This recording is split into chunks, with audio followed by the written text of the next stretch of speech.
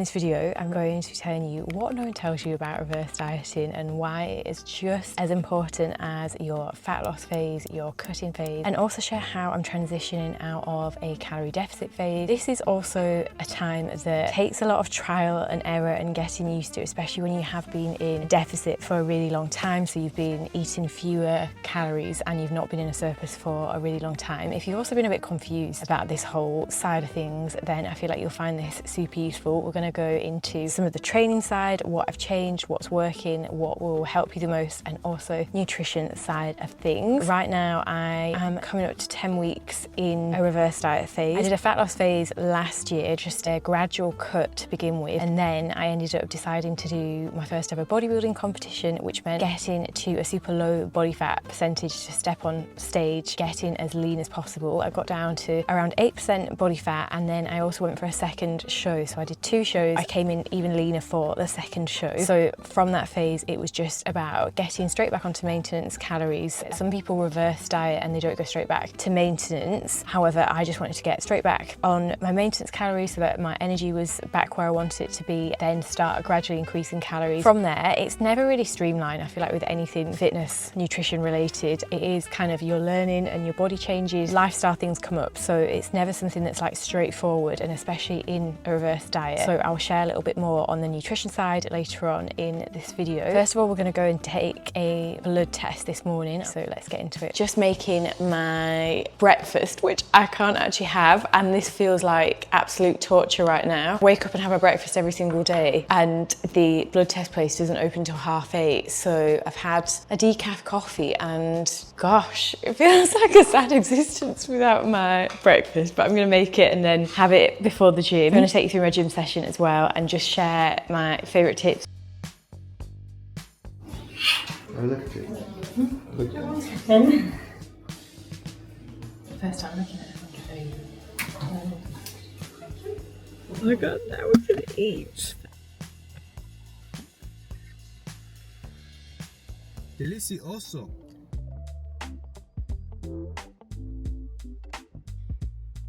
I had to get a coffee because just having my breakfast late today has made me feel so sluggish. Right, we've got a body day. If you ever tighten your back, just hang off these and let your spine decompress. Feel like a monkey or like a pigeon.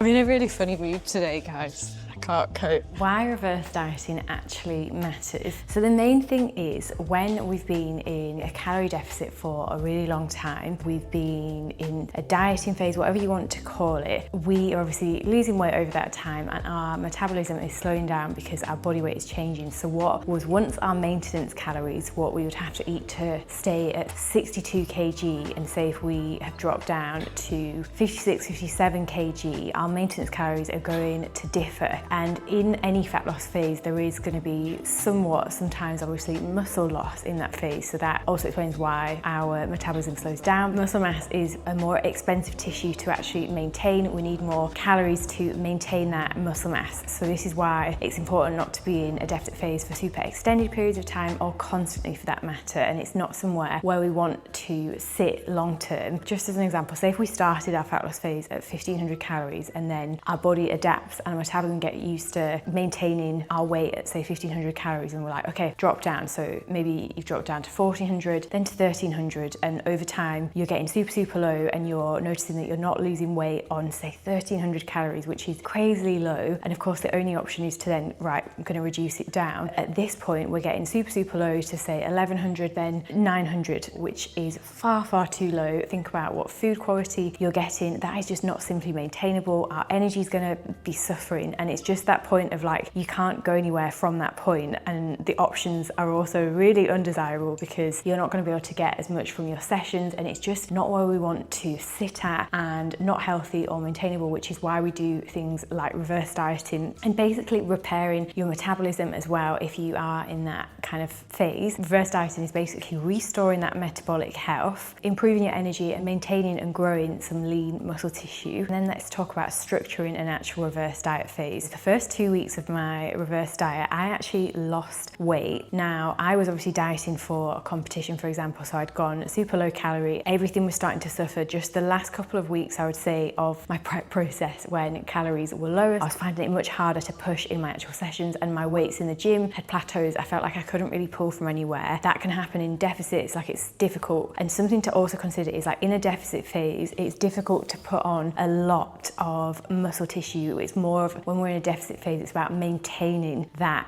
muscle tissue as much as possible, but still there is some muscle loss. And the reason why we tend to often see our weight go down in the first couple of weeks in a reverse diet phase, basically we go to, say, increasing our calories by quite a substantial amount. Say we've gone to our maintenance calories or our new maintenance calories. So with that, we have got a lot more energy for our actual training sessions. So instantly you've got your gym quality sessions improve, your like output improves. When we're in a deficit, everything can slow down. Like we're not fidgeting as much because we don't have as much energy. Whereas when we've got more food for fuel, you will find yourself gradually noticing that you're fidgeting more, moving more throughout your day. You're actually stood up for longer periods of time, little things like that. So we're burning more energy. And there are two main ways to reverse diet. First one is to quick jump back to your maintenance calories. Some people do this straight away. It's kind of a personal choice and what you're most comfortable with. If you feel like you want to get straight back and you don't mind a bit of initial fat gain, then a lot of people take this approach. So that could be going from, say, 1200 calories or wherever you're currently at, right back to, say, 2400 calories. That can be a lot mentally because you can obviously put on initial fat gain with that. However, you are going to notice like better recovery pretty quickly with that approach. Second approach is gradual, which I think I would always recommend. So that is adding on 100 to 300 calories per day from where you're currently at. This gives your body chance to adapt a little bit more. It reduces the risk of that initial fat gain as well because it's done in a gradual way. It obviously does depend, and it's not like a one size kind of fits all. For my competition prep, I went straight from my deficit calories, and I think it was about 500 calories on top of that. And I was happy with that, to be honest, because I knew my performance in the gym was suffering so much and I wanted that energy back. So in a reverse dieting phase, it's super important to be eating more of the same quality foods that you have been eating. So your whole foods, and just having more variety and supporting your hormones with more healthy fats, more protein, more carbs. And that's another thing about when you are, say, in a deficit phase, and say if you have been lowering your calories over time, usually what comes with that is the quality of food is also being reduced, as in, say, if you are reducing your healthy fats in your deficit phase, or if you're going for, say, a lot more lower calorie options and reducing your fats in absolutely everything, like say if you've got to the point where you're having meats that there's just not much fat in there, and obviously we need fats for hormones. So it's when you are in your reverse dieting phase, thinking, where can I add more variety, like with nutrients? So can I add more healthy fats from things like avocado, nuts, things like oily fish, salmon, which have got our omega-3s in, and not just adding calories for the sake of it and just having more of foods that are just not the best quality, because that's also not going to support your recovery. It's with meal structure, recreating like a good routine that you've got your good pre-workout meal that is carb focused, you've got something for recovery focus after your training session, so protein focused, and structuring each meal with that in mind so that you can get yourself in a really good position for your training sessions, for having enough energy throughout your days. And if you have been restricting for a long time as well, like you're going to see the benefits of this so quickly when it's something that you start implementing consistently. And it's also an adjustment process. So of course, adding in more carbs gradually for more energy, for more performance in your sessions. And that's what the other thing, like this is going to be a feedback process. So throughout the weeks of gradually increasing, say if you're feeling like, right, I feel like I'm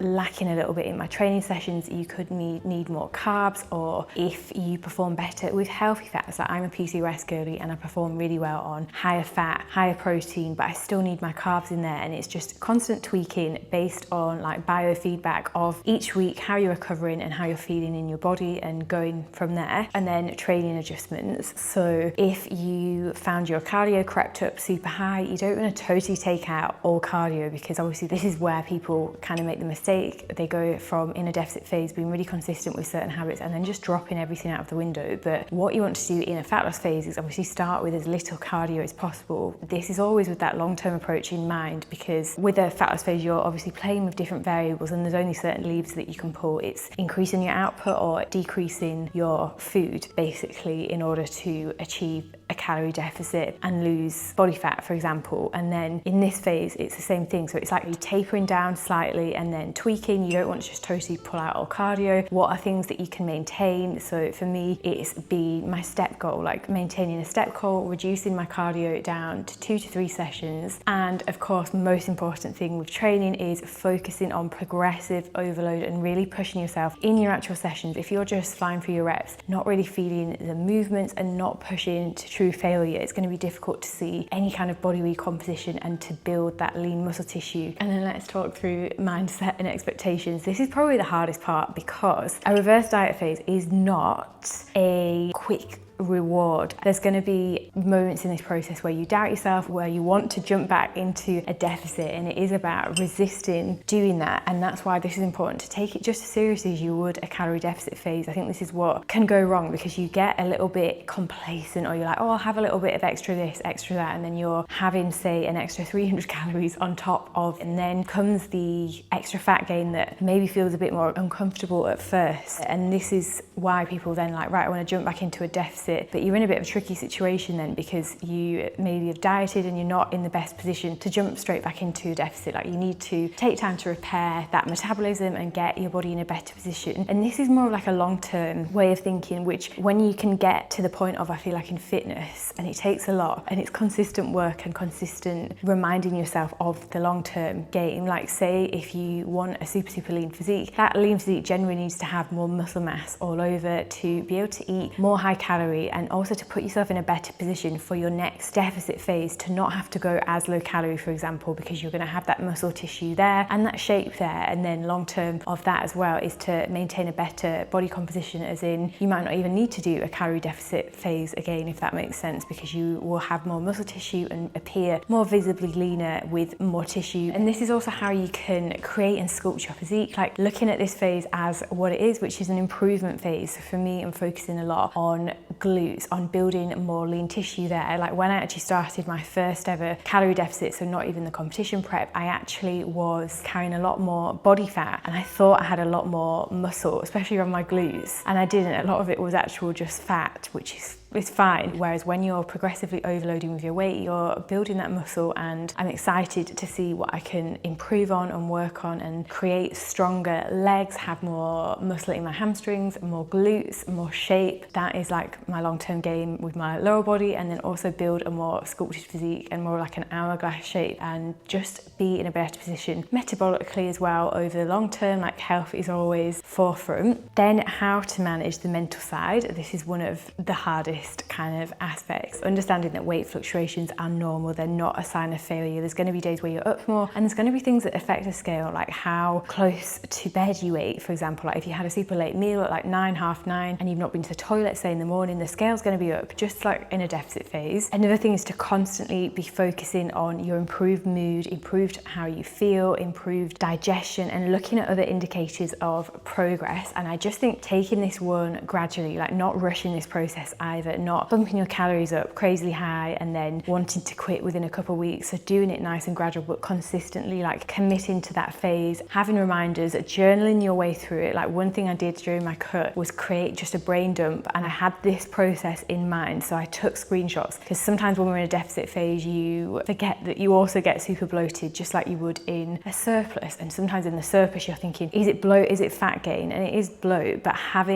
creating little accountability logs somewhere in your notes where you've just got all these motions. I also think it helps having somewhere to hold yourself accountable during a phase like this, where you can do your weekly check-ins. I have my Flowness Club where I can help you with that as well, and also share more in detail if you want to go through this kind of step by step. So I'll leave all that linked down below. A lot of this is obviously going to take patience, consistency with performance, and just looking at more of that long-term goal. Just wanting to share a little bit about blood work and getting things like blood tests done. So this is something that I've done once a year or every 6 months for the past 5 years. And what triggered me ever getting any blood work done was when I had some PCOS symptoms, and I found out that I had slightly high testosterone, and from that I managed to kind of manage my symptoms and heal my PCOS naturally using a lot of my nutrition. I wouldn't have known if I hadn't have had that blood work done initially. So of course you don't need to go and get blood tests done, it's not like an absolute must, but if you have the opportunity and if you can, then I would recommend it, even if it's just once a year once every couple of years so that you can just keep on top of things, especially if you're having any kind of hormone imbalance symptoms. Definitely so important. And obviously our health, it's the best investment you'll ever make in your time, in monetary things. I've done a full blood work panel today, which has been more in depth because I've been in a deficit phase, and it was more on like the extreme end, preparing for a competition, say, and I just wanted to check absolutely everything. So I got tested today for my testosterone, my sex hormone, vitamin D, TSH, vitamin B12, LH, FSH, protein, loads of stuff, cholesterol, progesterone. It's totaled to €260 to get a full in-depth panel. And then what I'll do with that is obviously get my results, look at everything, and also compare it to past results. So say I'll have a look at tests that I got done 6 months ago, and I always try and get blood work done, especially if I'm entering like a new phase. And blood tests aren't just for identifying problems, but definitely in a reverse dieting phase, you can see how things are improving. If you're making changes to your nutrition, you can see what is improving on your actual blood work, and just like have that kind of look at things too. But I can't wait to see you in the next video. Let me know what you would like to see next, and if there's any questions or anything, you can pop them in the comments down below, and I'll see you in the next video.